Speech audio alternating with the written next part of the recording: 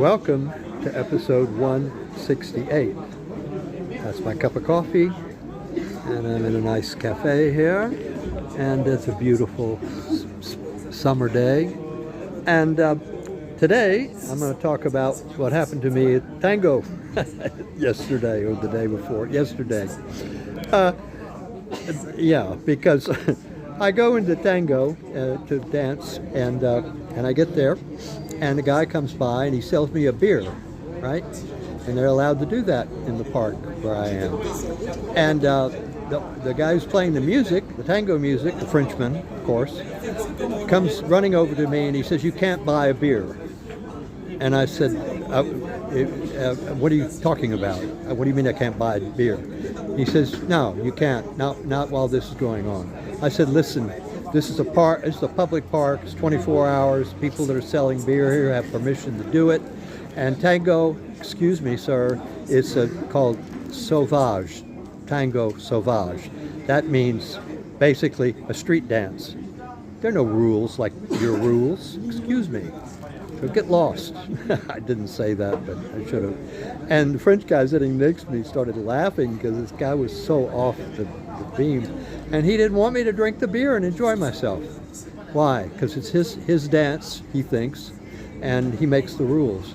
And he doesn't understand tango at all because, of course, a street dance, the rules? What are the rules in a street dance?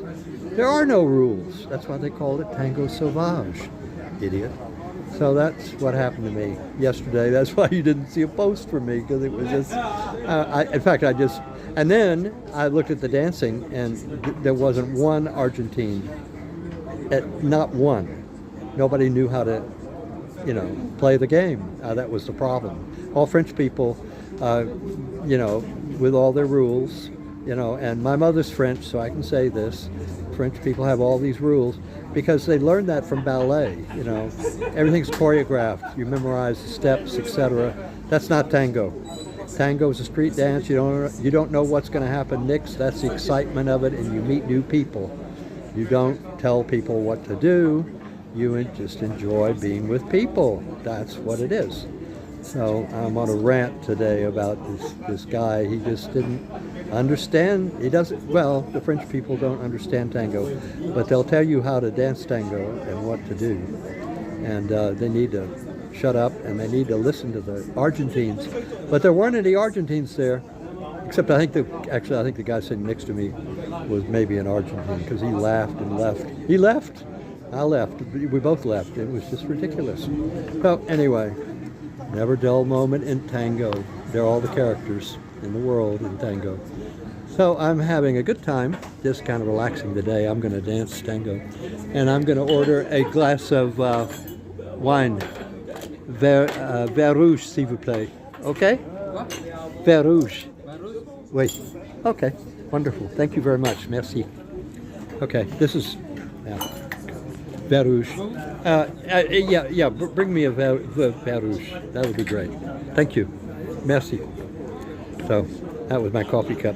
Okay, so that's the end of this episode of craziness.